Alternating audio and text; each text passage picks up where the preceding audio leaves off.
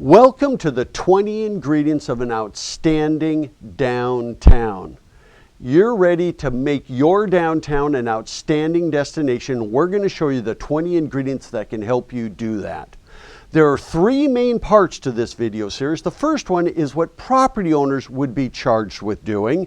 The second one is what the public sector would be charged with doing, the city, the county, the town that you're in. And number three are things that the merchant should do to pull customers into their doors. So here we go. You know, if you remember back to 1964, there was a major hit, Petula Clark saying downtown. Here's some of the words. When you're downtown, lights are so much brighter there. You can forget all your troubles, forget all your cares. So go downtown. Things will be great when you're downtown. No finer place for sure, downtown. Everything's waiting for you. But you know what happened? In the late 60s, the early 70s came the suburban mall as people moved out into the suburbs. And then there was the proliferation of strip malls lining all the highways and major thoroughfares heading out to the suburbs. And then the big retailers left downtowns and went out to the malls in droves. And the death of downtowns began. So, a sad fact is there are more ghost towns in the making today than ever before in U.S. history. There are twice as many vacancies in downtowns than in neighborhood retail areas. But guess what? There's a new shift taking place across North America. As we begin moving to the European standard, and if you've been to Europe, you'll find in places like Italy, Spain, you name it, towns are built around piazzas. Downtowns are the shopping places we go. There's water features, outdoor dining, and you know, Disney capitalized on that with Downtown Disney outside each of its parks. And now downtowns are back. People want downtowns more than ever before. And so there's a great opportunity to make your downtown an outstanding destination for both local residents and visitors. So, how do you turn your downtown into a thriving destination? We set out to find out. Over a 5-year period, we surveyed 400 very successful downtowns or downtown districts in both the United States and Canada. Some of them were towns as small as 1,000 people. Some of them were districts in larger urban areas. What we found were the 20 most common ingredients they all had that led to their success. The biggest challenge we found were cities and towns that spend a ton of money on landscape improvements, facade improvements, streetscapes, and they couldn't figure out why their downtowns were still dead. Because first of all, they didn't decide what they wanted their downtown to be, and then secondly, what's in the buildings is just as important, if not more important, than the streetscapes, the facade improvements, and all of those things. So, something you need to know is that community first, visitors will follow. We believe that the heart and soul of every community besides its people is its downtown. And by the way, if you as locals don't hang out in your downtown, neither will visitors. And the number one activity of visitors in the world is shopping, dining, and entertainment in a pedestrian-friendly, intimate setting. A downtown. That is where 80% of all non-lodging visitor spending takes place. So, tourism organizations in downtowns should be joined at the hip. That is so important in your downtown efforts. So here we go with the 20 ingredients. Number one, they all began with a plan. Now, you're saying, well, wait a second, we're talking about what the property owner should do. Why should they do a plan? Typically, the plan is done by the city, the community, the downtown organizations, but those property owners need to be at the table because it's their properties you're trying to fill with the right mix of tenants and businesses. So, you always start with a plan. Branding, what is it you want your downtown to be known for? Development, what do we need to do so we own that brand? If you want to be about antiques, how do we recruit in the antique dealers to make that your focus. And then number 3, marketing. How do we tell the world? And it needs to be an action plan. So there you go, a branding, development, and marketing action plan. That is how you get things started. You can even start with an assessment. You know, if you have a lot of local politics to get through, have somebody come from the outside and secret shop your downtown. They'll look at signage, they'll look at wayfinding, they'll look at parking, they'll look at their business mix, they'll look at beautification, they'll look at pedestrian friendliness, they'll look at customer service, they'll look at all of those different things. And sometimes it's good to have somebody from the outside come in because they can say things you'd like to say but can't without paying a political price. As a matter of fact, if you do the assessment, we've got as a download in our video series this sheet here that has 65 different things that you can look at. And of course, 20 of these things are what these 400 towns we surveyed had in common. And by the way, there's a huge difference between strategic plans and action plans. Strategies, goals, and objectives should never take more than 10 pages. An action plan is a to-do list. And for every item, there will be a description of the recommendations, who's charged with implementing it, how much it will cost to implement that recommendation, where the money would come from, and then when it would be done, and the rationale for doing it. That is the heart and soul of an action plan. Because at the end of the day, to win, you need your stakeholders, your key players, your property owners, your merchants to all be on the same page, pulling in the same direction. Because isn't this the typical downtown economic development express? We've got all these organizations, they're off doing their own thing, there's no continuity together, and the whole idea of an action plan is to go from this to this. Number 1, start with a plan. Number 2, every one of these defined a strong brand and a retail focus in their downtown. So let me give you some examples. This is Round Rock, Texas. It's in the heart of Texas. It's about 15 miles north of Austin. Population is about 120,000. It is the sports capital of Texas. They have a 500-acre sports park. Now, it's not right in their downtown, but if you're going to have all of these kids and families coming into Round Rock, then maybe they want to do that. Shopping and dining and entertainment in a pedestrian-friendly setting, your downtown. They are seeing millions annually in sports events and competitions. The next one is St. Albert, Alberta. It's a city of 60,000. It's a bedroom community right next to Edmonton. Its claim to fame is it has the highest taxes in Alberta. The challenge is they want to be more than a bedroom community. They want to make their downtown a destination. They want to make the city a destination. But the brand is that they're a high-end bedroom community. That's what the perception is of them. It is a beautiful city with tree-lined streets, beautiful murals. It is really a stunning city. And in this city, they have Holes, an incredible nursery there, named for the Lois Hole family, and her family is now carrying on the torch for her. So we said, well, why don't you wrap up the beautiful city with the fastest growing hobby in North America, gardening, and become the Botanic Arts City. And this is the brand identity.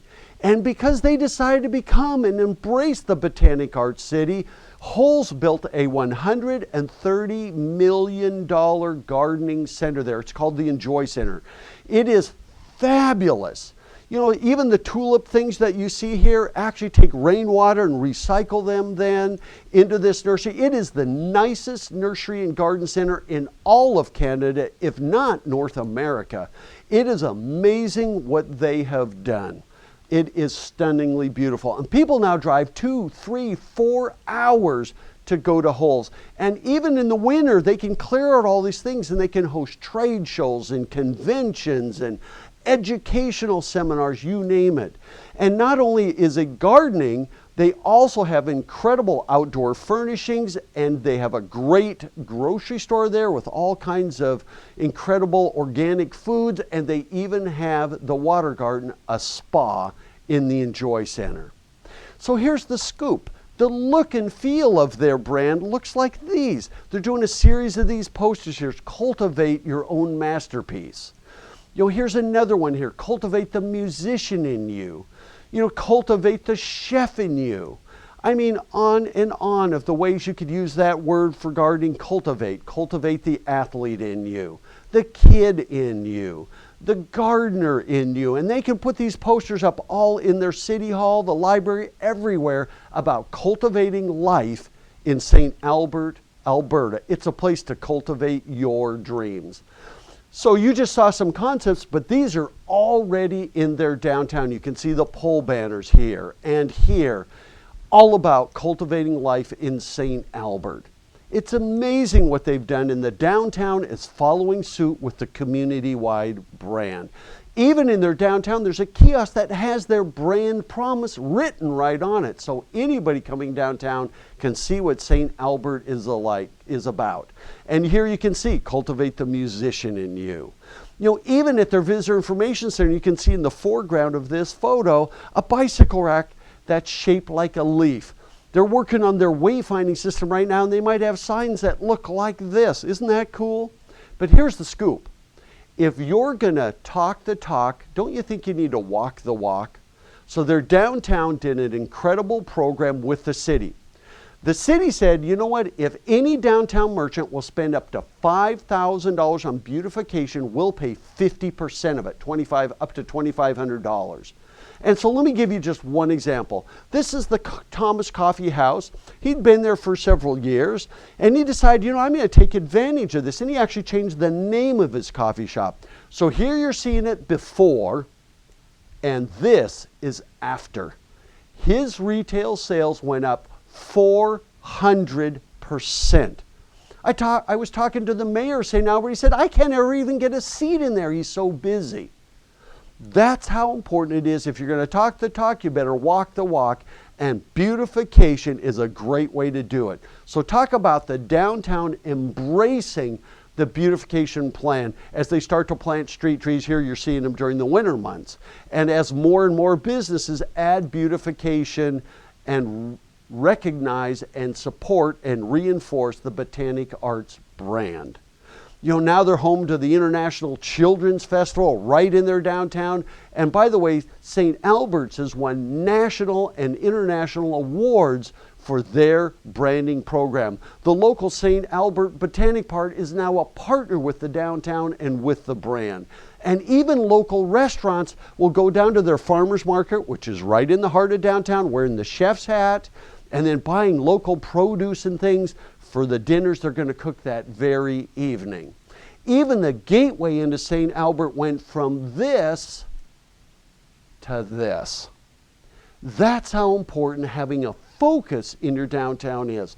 So wouldn't it be great if St. Albert could start getting lifestyle shops in their downtown where there's outdoor furniture or indoor furniture or anything that reinforces and supports the brand. You know, other cities, like this is Rodeo Drive near Beverly Hills, you know, and this is what they have. It's known for its high-end shops. They're known for something specific. And it is the home of the Beverly Hilton, you know, the malls there, stores like Gucci. I mean, you know, it's all of the valet parking, you name it. Even the Beverly Wilshire Hotel was the site where they filmed a lot of Pretty Woman. Another one, Jefferson, Texas, for a smaller town, a town of just 2,500 in northeast Texas. They call it Oklatex, Oklahoma, Louisiana, and Texas.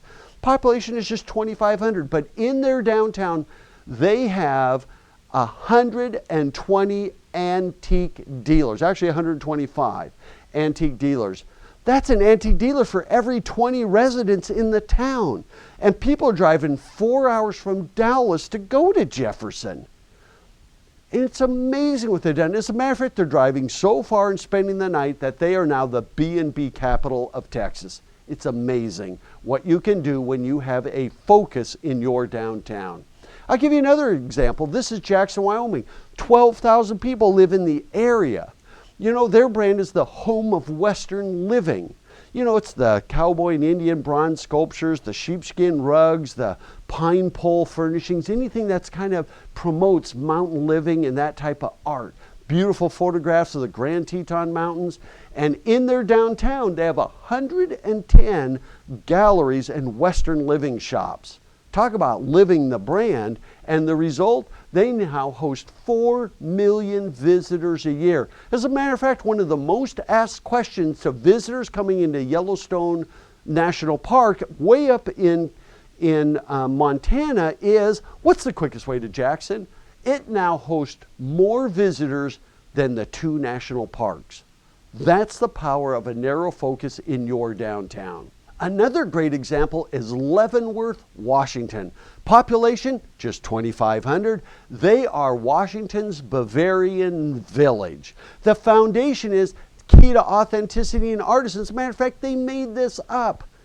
But you know what they did? They spent time in Germany recruiting in artisans, food vendors. You know, they had an eye to authenticity, and now 40% of the population is now Bavarian. You know, they think it's more authentic than what they left. And Leavenworth is a popular visitor destination year-round, and they host 2.5 million visitors a year. So in this case, it was a theme. Another one is Vulcan, Alberta. This is a small town of just 1,700. Of course, their brand is Live Long and Prosper. You know, Star Trek. They were actually named after the Greek gods. You know, but what they've done mural art, the city name, you know, and recently Leonard Nimoy on his own time went to Vulcan and claimed it his Vulcan hometown. I mean, it's amazing what they're doing now with this brand. They are Canada's official Star Trek capital. How amazing is that for this little town that could? You know, I'll give you one more. This is Beaumont, Texas. It's 80 miles east of Houston. Population is 100,000. And in their downtown, they have a 1-block-long entertainment district called Crockett Street. Just 1 block long. As a matter of fact, it's only on one side of the street. Parking is across the street. People are now driving 80 miles to spend the weekend and spend the nightlife in Beaumont's Crockett Street district. So find a narrow focus for your downtown. That doesn't mean that's all you have to have in downtown, but there should be a strong focus on that, whether it's art, whether it's antiques, whether it's nightlife and a bar scene, whether it's dining, you name it, whatever that focus is, will put you on the map and make you a destination. So, number 3, they orchestrated recruitment of critical mass or like business clustered together. And of the 20 ingredients, this is the most important one. In any downtown, you must think of it like you would think of a mall. And in malls, they have like businesses grouped together. You won't go into many successful malls and find architects' office or law firms or laundromats or pregnancy clinics or any of those types of things. They know that they survive when they have like businesses grouped together. Downtowns need to do this. There's a rule called the 10-10-10 rule. And so let me explain this to you. That in 3 lineal blocks, it could be 3 blocks in a row, it could be a block this way, a block this way, and a block this way. Just 3 lineal blocks, not even square blocks. This is the minimum you need to have if you want your downtown to be an outstanding downtown. 10 places that sell food. It can be a soda fountain, sit-down restaurants, coffee shops, bistros, cafes, you name it, a wine store, confectionery. Those are the things that you need to have, at least 10 in those 3 lineal blocks. And then the second one are 10 destination retail shops. These are things that you would only find in your town. So we don't include franchises or chains in this mix. But destination retail shops, galleries, antiques, but not secondhand stores, collectibles, you name it. You can see the list on your screen there. And then finally, here's the third 10. 10 places open after 6 o'clock p.m. You know, when I do this workshop in audiences, that's where I hear them groan, because it's so important to have things open when people get home from work or from school at the end of the day. Give us a reason to come downtown. The 10-10-10 rule. You know, downtowns need to think and act like malls. We call it get the mall mentality. And in any mall, they have consistent hours and days. Property owners can orchestrate this in their lease agreements, but you need to be consistent. You will never go to a successful mall and find some stores open at 8, 9, and 10, some stores closing at 6, 7, and 8. They sign their lease agreement that they're going to be open at a certain time. And by the way, typically, if you're not open within 5 minutes of that time, you can be fined $1,000 for every 5 minutes you open late. It's that important. They are open late into the evening hours. You will be hard-pressed to find a mall that's not open till 9 or 10 o'clock, 7 days a week. And they have like businesses grouped together, clustering. And they always have anchor tenants. You can go to almost any mall and you'll see, in Canada it might be the Bay, or it might be in the US Nordstrom, or a JCPenney store, or whatever it is, but they always have anchor tenants, and downtowns need to have anchor tenants as well. And then finally, they've become a central gathering place. So think about this. Think about antique malls. They do 10 times the business when they're grouped together. You know, every one of those little booths in an antique mall is a competitor with each other, but they do 10 times the businesses together. Think auto malls. Why is it that Chevrolet would want to be right next to Toyota, Subaru, and Ford? Because they do 7 times the business when they're grouped together. Think about going into downtowns where you see gas stations on 4 corners, or fast food restaurants on all 4 corners. Oh, there's McDonald's, Burger King, Jack in the Box, and Wendy's. Why? Because people are always drawn to the rule of critical mass, like businesses grouped together. I mean, even think of food courts in the mall. It's that important. So, let me give you one great example. I love this one. This is Halifax's Argyle Street. You know, the population in Halifax is over 300,000, but the claim to fame in Argyle Street, which is 3 blocks up from the waterfront, is there was lots of vacancies, a hodgepodge mix of business, and there was no reason to go to Argyle Street if you were down on the waterfront, which is stunning and beautiful. So why would you leave it? And so people, the brand, this is the perception people had, is if we're on the waterfront, why would we go up that hill? And by the way, it's pretty steep. But you know what? A restaurant owner said, you know, I'd like to turn this into a restaurant row. And so they thought, what could we do to recruit additional restaurants into Argyle Street? And they also went to the city. And city, you know, because we want all these restaurants here, we want to do outdoor cafes on our sidewalks. And so is it all right if we lose the parking so we could build these kind of homemade sidewalks around our restaurants? And the city's attitude was, well, you know what? If you're willing to give up the parking and you're willing to let people walk, we're okay with you doing that. And so over several years, they recruited more and more restaurants onto Argyle Street. And you can see during the spring, summer, and fall months, they actually have these sidewalks that go around there. Because there are so many restaurants gathered together, people are willing to walk a block or two for them. And so over time, there were more and more restaurants came to Argyle Street. And by the way, in the winter months, they take these all away and they get rid of the outdoor dining so that there's snow removal and all those things. But the second they come into the spring months, they put these back out. So they store them during the winter and they bring them back out. And so it just started to grow. And by the way, every restaurant does its own thing. So it's kind of organic and kind of funky and cool to Argyle Street. And here you can see what they've done. Is this cool or what? So the bottom line is, in 2.5 blocks, there are now 22 restaurants. It's even growing down the hill and around the corner. Other places are doing these sidewalk kind of cafes here. And even going down towards the waterfront, you can see what this restaurant did by putting these tiered decks there. So, Halifax's Argyle Street Dining District. The result, the 22 restaurants, and it is now a major gathering spot in Halifax, rivaling the waterfront. It is the place to hang out. It is a third place. It's hard to get a place to sit there during the season. And the restaurants are all doing very, very well. And now they're building a major convention center right on Argyle Street. How cool is that? So the point is, sometimes you have to orchestrate the effort. Start with the property owners, not tenants. And if you can get 1/3 of your property owners to buy into this, you know what happens is the market starts dictating to the other 2/3.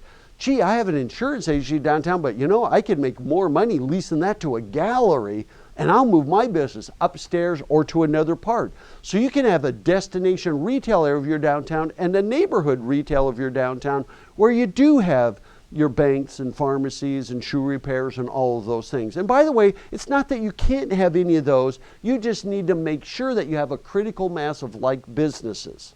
So that's the rule of critical mass, the most important one of all 20. And number 4, they each have anchor tenants. And we touched on this, but let me give you a fun example. This is a little restaurant. Would you eat there? I'll bet you're nodding head, no way. But look at it. By the way, it's not on fire. That's a barbecue out in front. And there it is. It's kind of a little shack, so ignore the folding chairs there and the garbage can. And it doesn't look like much. And by the way, this was a fundraiser to build the church that you see in the background there.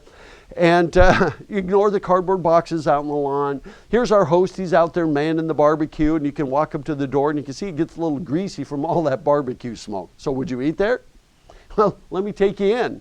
So here's that door when you come in. You can see they have some metal folding chairs. Don't worry, they're not that rusted. They've got bread and baggies on the tables and everything. They've got some art on the wall. They ran out of duct tape, so they used strapping tape to hold it up. So would you eat there? Here's another one. I like the way this is stuck on the wall. And so they've gotten some publicity, Church of the Holy Barbecue. Well, guess what? Gentleman's Quarterly magazine rated the 10 meals to fly for, worth flying for, in the world. You know where I'm headed. And they named the New Zion Missionary Baptist Church Barbecue in Huntsville, Texas as number 3. So you're canceling your subscription to GQ magazine now? You know, it's incredible. And by the way, if you want to have a restaurant that's an anchor tenant, they have to have one of 3 things. Or all 3. Number 1 is really great food. And by the way, the barbecue is awesome. They bring these big platters. Of course, you smell like barbecue for 3 days afterwards. Number 2 can be ambience. I'm not so sure about the ambience here. It certainly is different. Or number 3 can be great characters. And the choir that runs this barbecue are incredible characters. They'll start humming and singing gospel songs. And by the way, I don't even know how to get a health permit. You know, they're actually in a residential zone and they want to move into downtown. But you know what? What are you going to do? They are such a landmark. As a matter of fact, people drive 150 miles by the busload just to have lunch there. They have audiences more than they have patrons. That's the power of having anchor tenants. And by the way, you need to promote your anchor tenants specifically. You must do that. And an anchor tenant is something you would go out of your way an hour or 45 minutes or half an hour. And an anchor tenant doesn't have to be a big box retailer. It can be the best cinnamon rolls you can find within a 200-kilometer radius. That's how important an anchor tenant is. You know, you need to have 1 or 2, just like any mall. No mall can survive without the anchor tenants. And when we're there for those anchor tenants, we also buy cell phones. We'll go into a Hallmark store or Rogers Wireless, or we will go into all the other stores, a nutrition store, you name it, while we're there. It's the same with downtowns. Think Orlando. Would you go to Orlando if Disney World was not there? And if you just said no, you just insulted 140 other Orlando area attractions. But they all know that Disney is the anchor tenant. And by the way, Disney's thrilled they're there. And they don't mind Disney doing the heavy lifting. So you know what? Look at TripAdvisor. Look at the best rated restaurants you have, the best rated retail shops there, the best attractions you have there, and market them specifically. Number 5. Lease agreements include defined operating hours and days. So, only property owners can do this. I don't think you can do ordinances or bylaws requiring them to do this. This is something property owners must do. Here's a big statistic. 70% of all consumer retail spending now takes place after 6 o'clock p.m. Are you open? Once again, let me do that again for you. 70% of all consumer retail spending now takes place after 6 p.m. So, are you open? You know what? We're at work, we're at school, we're doing other things. We come home at 5. We might get undressed and relax for a minute, and then we want to head downtown, and you're closed. Or if you're a place that offers lots of activities for visitors. We might be out fishing, hunting, hiking, biking, skiing, whatever it is, snowmobiling. We do that during the day. We come back, we're ready to spend money. Are you open? So, you know, let's take you to Sparks, Nevada. Sparks, Nevada had a farmer's market. It still has the farmer's market. It runs every Thursday. It used to run from 10 to 2. When it ran from 10 to 2, they had like 500 people show up on average every day. Then they made it a little later from 11 to 7, and it went up to 1,000 people a day. They added entertainment, music, all kinds of activities to it. And you know, now that market goes from 11 a.m. to 9 o'clock p.m. And by the way, it's usually still going till 10 o'clock. And the average attendance at their market is 10,000 people. Wow. You need to work on staying open later in the evening hours. Number 6. People living or staying in downtowns, condos, hotels, loft apartments, you name it. People want to live in downtowns. And by the way, this is not just in urban areas. This even works in rural areas where we want to be part of the vibe, part of that downtown experience. Let me show you case history. This is York, Pennsylvania. Creativity Unleashed is their tagline. They are the industrial art and design capital in this area of the United States. And so their posters look like this. The attention is more than just scientific. York, Pennsylvania. You know, things like this. They're doing full page ad concepts. And everything they do is around industrial art and design. The website might look like this. And even the wayfinding directional signage or pole banners downtown might look like this, really playing up the whole industrial art and design look and feel. So right during recessionary times, they started refurbishing downtown buildings, calling this Codo Fresh York. These are loft apartments and cool things that are going to attract the creative class, people in their 20s, 30s, early 40s, give them a cool place to live. And what they've done is just nothing short of amazing how this downtown has been transforming over the last few years. But you know what's really cool? There's a couple of young guys got together and they started a business called Salvaging Creativity. And this is so cool. They went to dumps where they had all these kinds of metal scraps and different things, and they picked up all these scraps of rebar and wheels and you name it. And they started bringing all these things into their shop. They took an old warehouse that was used and they started building some really cool industrial art projects. So here you can see them hard at work developing these cool things. Then you know what they did? They built these pieces and they put them right smack downtown. So here they are unloading one of the benches they made from scrap things, and here it is right in the middle of downtown York. Talk about living the brand, living that focus. And there's one of the pieces of industrial art. They took even these little welding balls. What do you do with those? And look at the trash cans in downtown York. Is that cool or what? You know, this is in their shop where they fabricated scrap pieces of wood and a big gear to make kind of a cool downtown bench. Here they are installing it downtown, and there it is. So, even taking pieces like this, I'm not even sure what this is, water pumps or transmissions or something, and turning pieces of junk into pieces like this. Talk about salvaging creativity. Is that cool or what? And that's the kind of thing you do to reinforce and support your brand, and it creates small business opportunities. And these people that are there are that creative class, and they want to live in that downtown. They want to be part of it. And guess what? Those apartments, condos are selling faster than single family homes. And they did this during recessionary years. This is in downtown Barrie, Ontario, where the whole upper floor now is being converted. These were vacant into upscale, desirable loft places to live or stay. In Appleton, Wisconsin, what used to be an old warehouse type of building, this is right downtown, is now the Copperleaf Hotel, one of my favorite hotels in the entire state of Wisconsin. It's right smack in the middle of downtown. And you know what that does? That drives the restaurants, it drives the nightlife and the galleries and all those things they have in downtown Appleton. And they also have a Radisson Hotel right smack downtown. So, and it is a stunning hotel what they did, but people want to stay there. We would rather stay in a downtown than out next to a freeway or somewhere else. So developing these things can be a great anchor for your downtown. And number 7, pioneers with patient money were convinced to invest. As a matter of fact, every single one of the 400 towns we surveyed found patient money and investors that were willing to invest and get the money later. And that's what it takes for many downtowns. So let me show you a little video clip of Richard and Vertus Mason in downtown El Dorado, Arkansas. Meet Richard and Vertus Mason, who as local angel investors bought up a good share of downtown El Dorado, Arkansas after the city lost most of its oil drilling industry.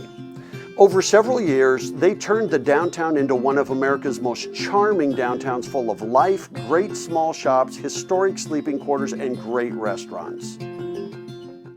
And by the way, I took those pictures early in the morning. That's why you didn't see a lot of people in them. But this is downtown El Dorado, Arkansas, where Richard and Vertus went through and they put in these awnings. They worked with the merchants. When I was there once, they were even buying outdoor dining tables and stuff for a restaurant there. And this is a stunningly beautiful downtown. And everybody in the region loves coming to downtown El Dorado. Now they have a beautiful convention center right next to their downtown, within half a block of their downtown. And now they're working on recruiting hotels into their downtown. That's how great a downtown can be. But here's the scoop. If your locals don't hang out in your downtown, like I said before, neither will visitors.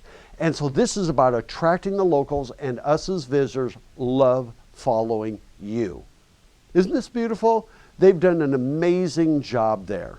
You know, with the beautification, with the awnings, with the signage, the outdoor cafes, these little plaza areas.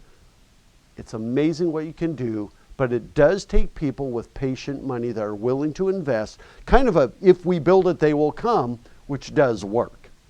And number 8, they started with one block. Do a demonstration project. Too often we try to fix an entire downtown when it's so much simpler to find one block and really make it a showcase and let it spread organically from there. A great case history is Sisters, Oregon. They decided to go with a Western motif, obviously, as you can see with this picture, but there was just a hodgepodge mix of businesses there, and none of the buildings were very attractive, and so they did these facade improvements, orchestrated the business mix in this one block, and then it started going to the next block and the next block and the next block. Real estate offices started coming in, and many of them moving upstairs, and more destination retail shops came in. Then it started going down the side streets. This is a town of just 1,100 people. Here's the Jewel, one of my favorite little jewelry shops in Sisters. And by the way, in Sisters, it is now a major destination. And you know what the attraction is? Downtown. So, where to start? Just 1 or 2 blocks. And what you do is you pick the blocks where the property owners are most willing to play with you as a downtown association or a city. This must be a public-private partnership project. So that's what you do. That's the block you pick. And you concentrate your critical mass, your facade improvements, your beautification in those 1 or 2 blocks. Timeline, it could take up to 3 years, because remember, we might change the business mix. I call it rearranging the furniture to make sure you have businesses that create synergy together. And then I guarantee you the next block will start organic. You know what they'll say? When are you going to do us? We want to be next. And then from there, you let it spread. And that is how you make that decision. So, start with a plan. And by the way, these plans are usually funded by the city, but the property owners are at the table. Find a strong focus.